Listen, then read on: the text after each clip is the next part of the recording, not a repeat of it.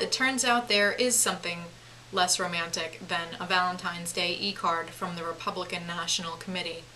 Try Flitter, or what Reuters calls Twitter dating for tech-savvy singles. Let's just try to get through the details here. So apparently last week throughout Canada there were these Flitter parties being held where people showed up and wore tags with numbers on them and then used their phones to tweet messages to other numbers in the room. Those tweets then appeared on a projector and the numbered beings could choose whether to respond to a tweet or ignore it completely once they spotted the socially awkward gnome who sent it. All Flitterers were required to sign off with the missive, "Flitter Me."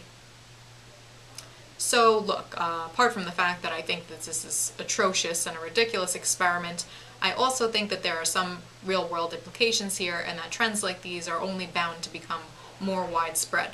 In a recent blog I called Phasing Out of Face-to-Face Communications, I talked about the possibility that with the proper facial recognition technology, I don't see any reason that we won't be able to hold up our camera phones to people on the street, snap a quick photo, and pull up their Facebook profiles, therefore eliminating any need to actually strike up a conversation with a stranger, God forbid.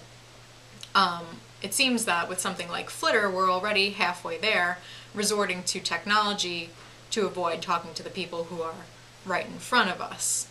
This is an example of technology fostering our social anxieties rather than helping us get over them. To me, there is absolutely nothing more depressing than the idea of a whole bunch of people standing in a room together, staring down at their phones, tweeting, rather than talking to each other. To be blunt, this is a demented concept. But I think we're headed down a pretty scary path here.